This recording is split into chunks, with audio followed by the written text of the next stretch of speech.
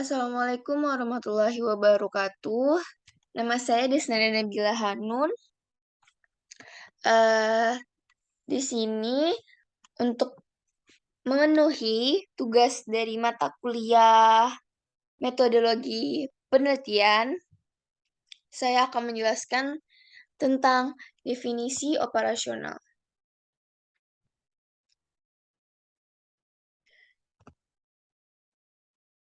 Nah, definisi operasional ini merupakan definisi yang rumusnya didasarkan pada sifat-sifat atau hal-hal yang dapat kita amati. Eh, Definisi operasional ini merupakan definisi yang rumusnya menggunakan kata-kata yang operasional sehingga variabelnya dapat diukur. Definisi operasional sendiri dapat menentukan, menilai, atau mengukur suatu variabel yang akan digunakan untuk suatu penelitian. Definisi operasional ini dapat menjadi panduan bagi peneliti untuk mengukur, menentukan, ataupun menilai suatu variabel dengan cara merumuskan kata-kata yang bersifat operasional. Nah, tujuan dari definisi operasional sendiri yang pertama itu untuk menetapkan aturan dan prosedur yang digunakan oleh peneliti untuk mengukur suatu variabel. Yang kedua, untuk memberikan arti yang tidak ambigu dan konsisten untuk istilah atau variabel yang jika tidak dilengkapi dengan definisi operasional. Yang ketiga, tujuannya itu definisi operasional ini dapat ditafsirkan dengan cara yang berbeda-beda. Yang keempat, memandu jenis data, informasi apa saja yang dicari oleh peneliti. Tujuan yang terakhir dari definisi operasional ini untuk membuat pengumpulan data serta analisis itu menjadi lebih fokus dan lebih efisien. Nah, apa sih manfaat dari definisi operasional ini? Yang pertama itu dapat memudahkan menetapkan aturan dan prosedur dalam mengukur suatu variabel. Yang kedua, memudahkan kita untuk memahami mengenai variabel-variabel yang akan kita teliti. Yang ketiga, dapat menghemat waktu dalam menganalisis data. Yang keempat, dapat memudahkan penafsiran variabel-variabel yang akan digunakan.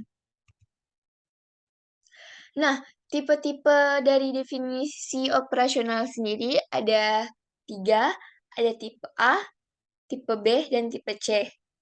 Nah, tipe A atau pola 1 ini disusun berdasarkan pada operasi yang harus dilakukan, sehingga menyebabkan gejala atau keadaan yang didefinisikan menjadi nyata atau dapat terjadi.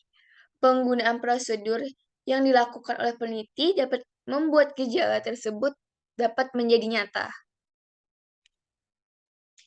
Nah, definisi operasional tipe B atau pola 2 ini disusun berdasarkan pada bagaimana suatu objek didefinisikan, kemudian dapat dioperasionalkan, yaitu berupa apa yang dilakukannya atau yang menyusun karakteristik dinamisnya. Nah, yang terakhir ini, definisi operasional tipe C atau pola 3. Disusun berdasarkan pada penampakan atau gambaran visual suatu objek atau gejala tersebut seperti apa, yaitu apa saja yang menyusun karakteristik-karakteristik statistisnya. Nah, cara menyusun definisi operasional sendiri yang pertama itu kita mengidentifikasi karakteristiknya atau jenis masalah apa yang akan kita ukur. Yang kedua, menentukan alat atau instrumen pengukur. Kita ini harus menentukan alat apa saja sih yang akan kita ukur, contohnya seperti timbangan, jam, dan lain sebagainya. Yang 3, penjelasan metode pengujian. Kita ini menjelaskan metode apa yang akan kita pakai untuk pengujian. Yang keempat, menyebutkan kriteria keputusan, yaitu tuh merinci atau menyebutkan apa saja sih kriteria yang digunakan untuk mengambil simpulan dari pengujian tersebut. Nah, yang terakhir ini kita itu mendokumentasikan dan menguji definisi operasional. Kita ini harus menguji sebelum mengaplikasikan karena hal tersebut harus membuat tugas yang akan dilakukan menjadi lebih jelas dan lebih mudah. Nah, mungkin sekian penjelasan dari saya tentang definisi operasional. Kurang dan lebihnya mohon dimaafkan. Wassalamualaikum warahmatullahi wabarakatuh.